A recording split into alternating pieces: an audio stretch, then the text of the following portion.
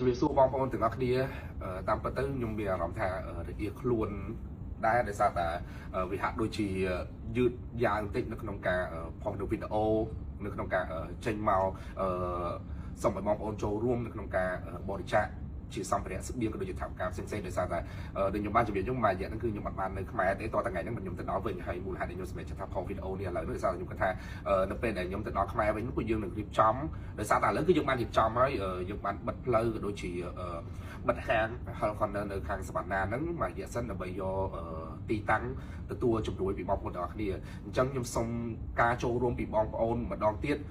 សម្រាប់ការបរិច្ចាគមិនថាជាថវិកាមិនថាជាស្បៀងឬមួយក៏សម្ភារៈប្រើប្រាស់ចាំបាច់ផ្សេងៗដែលយើងត្រូវការជួយទៅដល់បងប្អូនជនភៀសសិទ្ធិពីព្រោះថាឥឡូវគឺការឡើងកាន់តែច្រើនមែនទែនដោយសារតែសៀមគឺនៅតែបន្តបាញ់មកលើពួកយើងអញ្ចឹង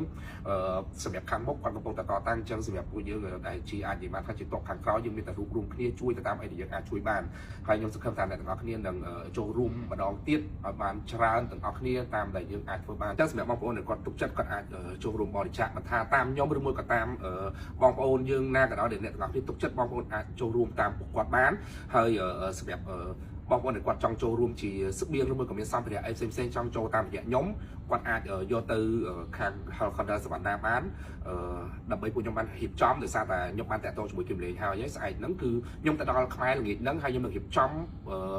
ទិញអវ៉ាន់ទិញអីស្បៀងនិងសម្ភារៈផ្សេងៗនៅព្រឹកថ្ងៃស្អែកហើយល្ងាចផែជាល្ងាចយ៉ាងយូរបំផុតខ្ញុំនឹងចេញទៅជំនុំភាសាដែលខ្ញុំទទួលបានព័ត៌មានពីគឹមលេងពីព្រោះថាខ្ញុំនឹងព្យាយាមធ្វើឲ្យបានលឿនបំផុតតាមដែលអាចធ្វើបានអញ្ចឹងបងប្អូនអាចអញ្ជើញយកទៅបានមិនថា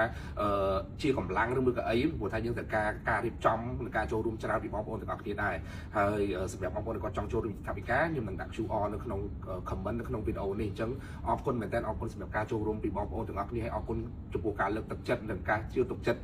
ពីបងប្អូនទាំងអស់គ្នាអញ្ចឹងសង្ឃឹមថាលើកនេះយើងនឹងមានការចូលរួមជាមួយគ្នាម្ដងទៀតដើម្បីជួយទៅដល់បងប្អូនជនភៀសសិទ្ធិរបស់យើងក៏ដូចជាជួយទៅដល់ប្រទេសជាតិរបស់យើងហើយក៏សូមជូនពរទៅដល់កងទ័ពដែលនៅខាងមុខសូមឲ្យគាត់ទទួលបានជោគជ័យហើយយើងទទួលបាននៅសុខសប្បាយភាពទាំងអស់គ្នាអរគុណ